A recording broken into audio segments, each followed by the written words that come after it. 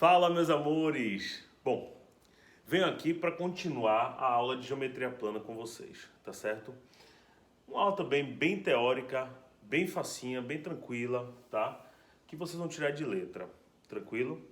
Observe só qual é o processo. Primeiro, quero deixar claro que essa daqui são as aulas 3 e 4 do módulo 1. Então, com essa aula daqui gravada, a gente vai concluir o módulo 1. E aí a atividade que vocês vão ter essa semana vai ser atividade para vocês resolverem as questões de geometria plana do módulo 1. Então são 4 aulas que dá um total de 60 questões, tá? Como a gente tem uma semana para fazer isso, então se deliciem, resolvam.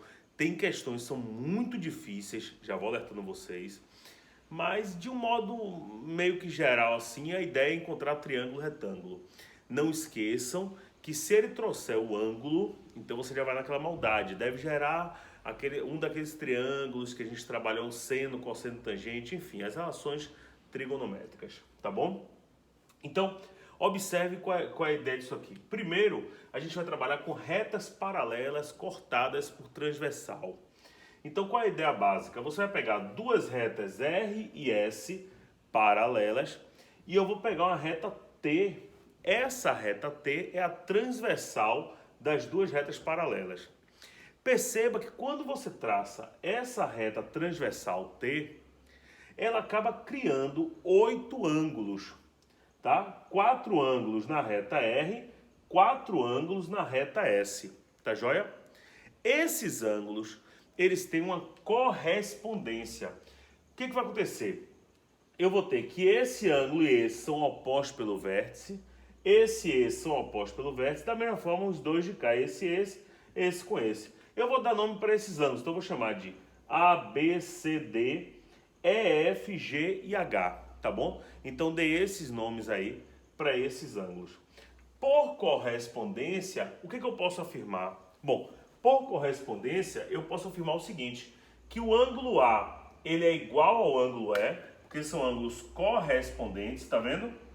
Tenho que o ângulo B ele é igual ao ângulo F, o ângulo C é igual ao ângulo G, certo? E D é igual a H. Então, por correspondência, eu tenho essas igualdades. A igual a E, B igual a F, C igual a G e D igual a H. Gente, se você sabe isso daqui, você não precisa ficar preso àquela ideia de ângulos alternos internos, colaterais, enfim, não precisa ficar preso a nada disso, tá? Por quê? Porque se você tem, por exemplo, uma relação, se você quer uma relação entre esse ângulo e o de cá, você sabe o quê? Você sabe que esse é igual a B e que B é igual ao de cá, então você sabe automaticamente que D e F são iguais. Aí você não precisa ficar decorando nome alternos internos, alternos externos, nada disso, tá joia? Então, percebam aqui, ó, eu vou trabalhar primeiro ângulos alternos internos. O próprio nome já sugere, viu, gente? Alternos, eles estão em lados alternados, tá joia? Então, lados alternados quer dizer o quê? Você vai ter a reta transversal T. Então, vamos dizer assim, a grosso modo, só para ficar fácil para o entendimento de vocês. Se eu tenho uma reta transversal T, então eu vou ter lados alternados, lado direito e lado esquerdo, vamos chamar assim, tá ok? Então, alternos, lados alternados, um vai estar do lado direito, o outro do lado esquerdo. E internos, então, em lados alternados e dentro dessas retas. Percebam, por exemplo, que não tem sentido eu pegar o ângulo D e relacionar com C. Por quê? Porque eu estou falando de retas paralelas. Então, o correto é o quê? É eu pegar um ângulo da reta R, vamos dizer assim, o D, e relacionar com um ângulo da reta S, que nesse caso seria o F. Então, eu tenho lados alternados e ambos estão dentro. E aí percebam que D e F são iguais, da mesma forma que C e E. Então eu tenho que o ângulo D é igual ao ângulo F, da mesma forma que C é igual ao ângulo E, tá? Bom, alternos e externos, de novo, alternos, lados alternados. Então você já sabe, teoricamente um do lado direito, o outro do lado esquerdo. E externos porque eles estão fora, tá ok? Então a ideia seria o quê? A eu relacionar com G e B eu relacionar com H. Então B é igual a H, da mesma forma que A é igual a G. Com isso, eu posso concluir o seguinte. Eu posso concluir que a relação entre ângulos alternos vai ser sempre uma relação de igualdade.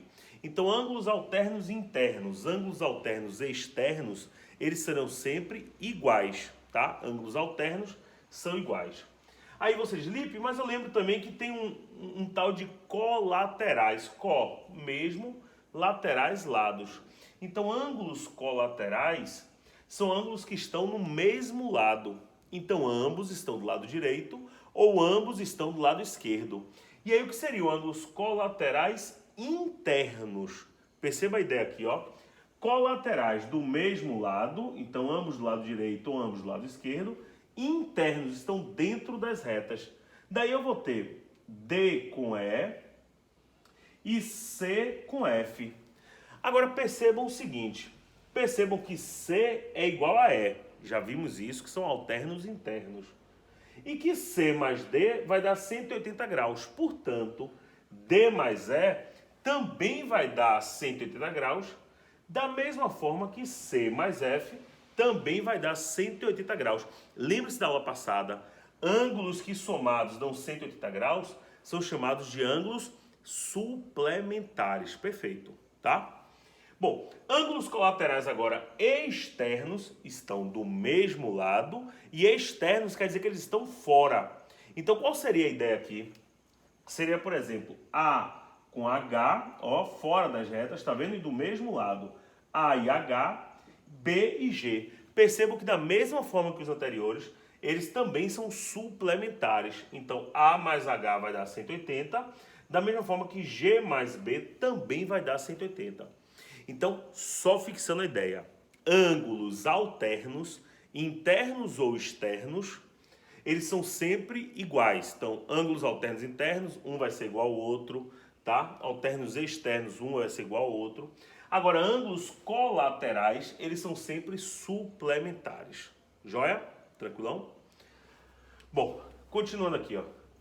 O melhor é que eu fico perguntando, mas eu não tenho resposta nenhuma. Claro, é gravada a aula. Idiota, né?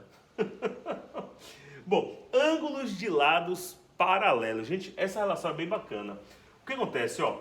Se eu tenho que esse lado OB, presta atenção, porque às vezes você tem um ângulo aqui e o outro tá longe, tá?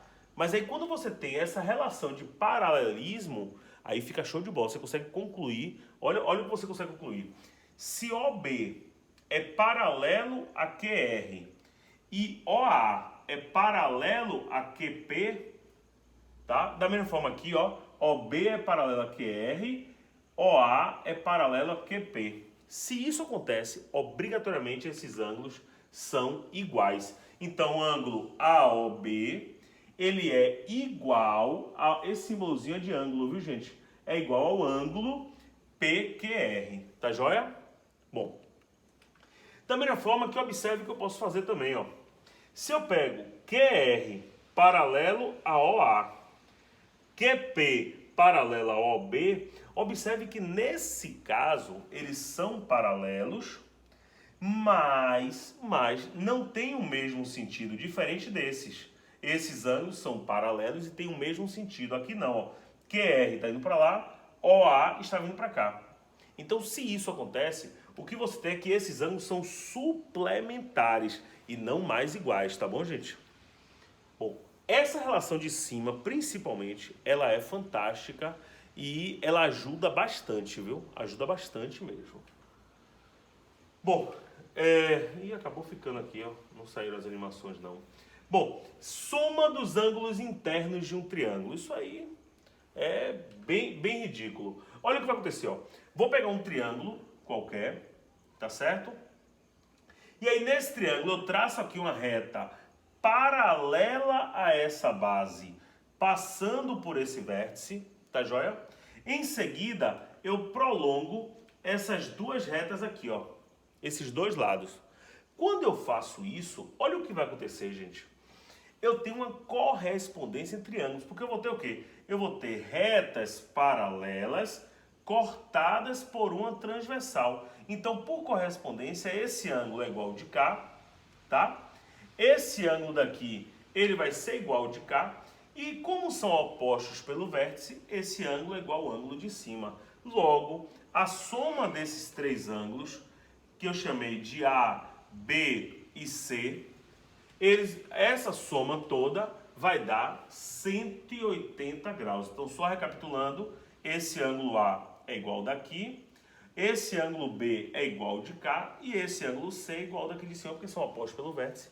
Portanto, A mais B mais C vai dar 180 graus, que é o ângulo raso. Então, em todo e qualquer triângulo na geometria plana, a soma dos ângulos internos sempre vai dar 180 graus. Sempre vai dar 180 graus, tá? Bota isso na cabecinha, isso também é muito utilizado. A ideia básica da geometria, principalmente nessa parte inicial, é que você adquira ferramentas, tá, gente? Quero deixar claro que, assim, dificilmente você vai ter uma questão que só faça isso, tá certo? Dificilmente você vai ter esse tipo de questão. Bom, continuando aqui, ó. Eu tenho um teorema do ângulo externo. Qual é o teorema do ângulo externo? Bom, eu vou pegar um triângulo qualquer e aí vou prolongar um dos lados. Quando eu prolongo dos lados, o que vai acontecer? Eu vou ter esse ângulo daqui, que é o ângulo externo desse triângulo. Então, olha o que eu vou fazer. Eu tenho como estabelecer uma relação entre esse ângulo externo e esses outros dois não adjacentes a ele. Qual é a relação? Bom, aqui eu vou chamar de A, aqui eu vou chamar de B, aqui eu vou chamar de C.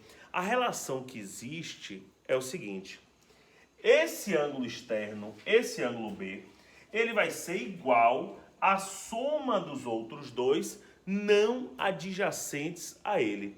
Portanto, eu posso afirmar que o ângulo B vai ser igual a A mais C. Então, o ângulo B é igual ao ângulo A mais o ângulo C, tá? Aqui também é outra ferramenta que ajuda muito. Então, por exemplo, se você tivesse aqui, sei lá, 50 graus e aqui 70, obrigatoriamente o de cá seria a soma, 50 mais 70, 120 graus. Aí é bem direto, você consegue encontrar o resultado rapidinho, tá? Bom, altura de triângulo equilátero, isso aí todo mundo já está cansado de saber, né? Triângulo equilátero, ele possui todos os lados e todos os ângulos internos iguais, certo? A altura vai ser essa projeção ortogonal, então ela vai formar 90 graus aqui com a base. O que acontece no triângulo equilátero, como eu já falei, os três lados são iguais, a altura eu vou chamar de H, tá certo? O que eu posso afirmar dentro do triângulo equilátero é o seguinte: a altura, a fórmula é L raiz de 3 sobre 2. Aqui eu vou dar uma paradinha para vocês assim que eu falar de área, tá? Então a altura é H igual a L raiz de 3 sobre 2 e a área do triângulo equilátero é dada por L ao quadrado raiz de 3 sobre 4. Gente, eu preciso que você faça o seguinte: lembra aquela ideia que a gente está falando o tempo inteiro de estar pegando algumas informaçõezinhas e colocando no final do nosso caderno? Pronto. Essa é uma que você vai colocar. Então o que eu vou pedir para você é dar um pausezinho no vídeo, tá, que você está assistindo. Pega o caderno, chega no final do caderno e escreve: altura de triângulo equilátero, L raiz de 3 sobre 2. Área de triângulo equilátero, L ao quadrado raiz de 3 sobre 4. Isso é cobrado e muito cobrado, tá? E mais uma vez, ajuda bastante a gente. Bom, aí eu vou fazer uma questãozinha bem básica aqui, bem fácil, só para dizer que eu fiz a questão mesmo, dar uma relaxada aqui de leve. Perceba o seguinte: na figura, A e B são retas paralelas. Se são retas paralelas, o que vai acontecer? Você vai ter duas retas paralelas cortadas por uma reta transversal. Se tem duas retas paralelas cortadas por uma transversal, então esse ângulo e o de cá, obrigatoriamente, são chamados de ângulos alternos internos. Tá vendo? Lados alternados e dentro das paralelas. Então, ângulos alternos internos, eu sei que eles são iguais. Então, eu posso afirmar que 4α mais 60 menos alfa, 4α mais 60 menos alfa, vai ser igual a 2α mais 90. Pronto. Aí, Gabi já sabe muito bem, acabou a questão, né? O que você vai fazer? 4α menos alfa, 3α, menos 2α vai dar alfa, é igual 90 menos 60, alfa é igual a 30 graus. Então, ficou bem facinho você encontrar o valor de alfa. Certinho? Essa questão, inclusive, está no módulo de vocês, viu? Então, bem básica. A grande sacada aqui é você perceber que são duas retas paralelas cortadas por uma transversal e ela fica bem facinho, tá? Bom, eu quero chamar a atenção para vocês o seguinte, gente. Em toda questão de geometria, eu não vou resolver essa questão, tá aí no módulo de vocês, mas não vou resolver, porque daqui para eu resolver ela fica muito grande. Então o ideal aqui seria eu resolver na sala, tá? Assim que a gente retornar, eu prometo que eu resolvo. Mas aqui, também no meu quadro lá em cima pequenininho, fica bem complicado. Mas observe o seguinte. Toda vez que vocês tiverem círculos ou circunferências, enfim, toda vez que tiver circunferências tangentes, tá vendo? Toque em um ponto, toque em um ponto, toque em um ponto. Toda vez que você tiver circunferências tangentes, primeira coisa que você faz é ligar os centros. Você nem lê a questão. Primeira coisa que você faz, liga esse centro a esse é esse e esse é esse. O que vai acontecer? Vai formar um triângulo onde, observe, aqui é R, aqui é R, aqui é R, aqui é R, R e R. Então você tem um triângulo equilátero, onde o lado desse triângulo equilátero é 2R. Aí, velho, fica fácil demais. Por exemplo, se ele quiser a altura daqui até o chão, o que você vai fazer? Você calcula a altura do triângulo equilátero mais esse pedaço. Esse pedaço é quem? É o raio R. Ah, Lipe, mas essa questão está querendo daqui de cima até embaixo. Fácil também. Pega R mais a altura do triângulo equilátero que acabamos de ver, L raiz de 3 sobre 2, está anotado no fundo do seu caderno, mais esse outro pedaço que é R. Então vai ficar 2R mais altura. Perceberam? Aí fica super fácil você encontrar qualquer questão, o resultado de qualquer questão desse tipo. Então, sempre que você tiver circunferências tangentes, primeira coisa que você faz, liga os centros. Você pensou isso, você brocou a questão. Certo? Bom, aí eu vou continuar rapidinho só com o conceito básico de polígonos, certo? Polígono vai ser toda a figura formada pela a união de N segmentos, todos eles consecutivos, certo? Eu peguei a figura do módulo de vocês mesmo, que está bem clara aí. Você tem esses segmentos só, A1, A2, A2, A3, A3, A4, A4, A5 e por aí vai. Então aqui você vai ter um polígono, certo? A1, A2, A3, A4, vocês sabem, aqui representa os vértices, aqui são os lados do polígono, tá? Toda vez que você ligar dois vértices não consecutivos, por quê? Porque se você pegar A1, A2 e A1AN são consecutivos. Então, mas o A1 e A3 não são consecutivos. Logo, toda vez que você ligar vértices não consecutivos, isso vai formar o que nós chamamos de diagonal. Daqui a pouco eu falo sobre ela, tá certo? Enfim, aí você tem ângulos internos, certo? Bom, aí é a parte mais básica mesmo de polígonos. Classificação de polígono vai de acordo com o seu nome, com a quantidade de lados. Então, se tiver 3 lados, triângulo, 4 lados, quadrilátero, não é quadrado, vocês têm mania de falar quadrado, não é quadrado, é um quadrilátero, tá? Pode ser um trapézio, pode ser um quadrilátero qualquer, tá bom? 5 lados pentágono, 6 lados hexágono e por aí vai. Eu também posso classificar eles como côncavo ou convexo. Então eu peguei um polígono côncavo e um polígono convexo. Lipe, como é que você sabe se o polígono é côncavo ou convexo? É bem simples, velho. Polígono côncavo, se você ligar dois pontos quaisquer dentro desse polígono e o segmento estiver todo ele dentro, então o polígono não é côncavo. Nesse caso, perceba que eu peguei esse ponto e liguei no de cá.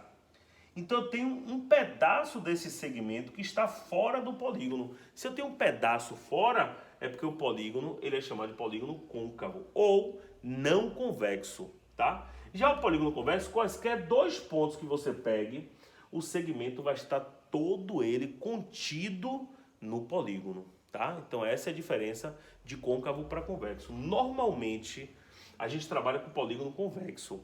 Quando ele traz um polígono côncavo, aí geralmente o que vocês fazem é o seguinte: pega esse segmento, por exemplo, esse vértice, liga no de cá. Quando você liga esses dois vértices, forma dois quadriláteros. Aí fica mais fácil, você aí recai em dois polígonos convexos, aí fica mais fácil, tá? Bom, diagonal de polígono, como eu falei, vai ser a união de dois vértices não consecutivos.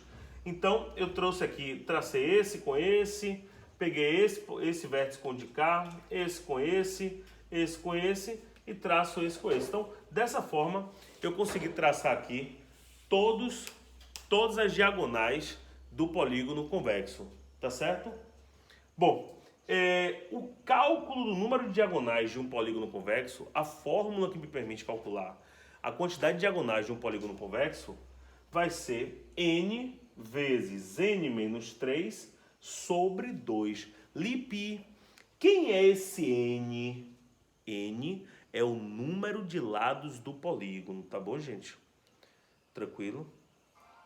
Bom, se eu quiser, por exemplo, trabalhar com a soma dos ângulos internos de um polígono convexo, o que eu faço? Soma dos ângulos internos também tem uma fórmula. Peguei um polígono convexo qualquer, a soma dos ângulos internos sempre vai ser dada por n menos 2 vezes 180 graus, tá? Também fórmula, viu, gente? Só uma formulazinha. Soma dos ângulos internos vai ser n menos 2 vezes 180 graus. Vocês podiam fazer um silênciozinho rapidinho, por favor? Então, a soma dos ângulos internos é n menos 2 vezes 180 graus. A soma dos ângulos externos de um polígono convexo já vai ser sempre constante, tá? E a soma dos ângulos externos vai ser sempre 360 graus. Tá legal, gente? Então, são fórmulas. Percebam que a soma dos ângulos internos depende do número de lados e a soma dos ângulos externos vai ser sempre um valor constante, certinho? Bom, se eu quiser calcular, e aí já está acabando, só faltam mais dois detalhezinhos e acaba. Se eu quiser calcular o ângulo interno de um polígono regular, o que é um polígono regular, Lipe? Polígono regular é um polígono que tem todos os lados e todos os ângulos internos iguais, tá? O que isso quer dizer? Quer dizer que, por exemplo, se você quiser um triângulo regular, é o triângulo equilátero. Um quadrilátero regular é o quadrado, tá certo? Então, você consegue calcular um ângulo interno dele. O ângulo interno você calcula pela soma de todos os ângulos internos dividido pelo número de lados. Até porque a quantidade de ângulos internos é a mesma quantidade de lados, tá certo? Se você quiser calcular o ângulo externo de um polígono regular, o cálculo do ângulo externo também vai ser a mesma forma. A mesma fórmula vai ser a soma dos ângulos externos, que é 360, dividido por n, tá certo? Bom, essa é a parte que estava faltando para a gente concluir geometria plana, tá certo? Eu quero pedir para vocês o seguinte: nessa aula de hoje, o conselho que eu dou é: pega o módulo, abre o módulo, vai acompanhando junto comigo, parando o vídeo, tá? Não assiste tudo de vez, porque assim, se você assistir tudo de vez, vai dar 25 minutos de aula, é meio pesado. Então, vai devagarzinho, parando, pausando, olhando. Então, assiste a primeira parte da aula, que é a aula 3 do módulo de vocês, tá? Depois que você assistir a aula 3, aí você para, faz os exercíciozinhos, depois volta, assiste a aula 4, que é essa segunda aula de polígonos, e aí faz exercícios também, como eu disse para vocês. Vocês certamente terão muitas dificuldades, porque o ideal é se eu tivesse feito bem mais questões aqui. Tá ok, gente? Então é isso aí. Ó, um beijão para vocês e até semana que vem, se Deus quiser, tá?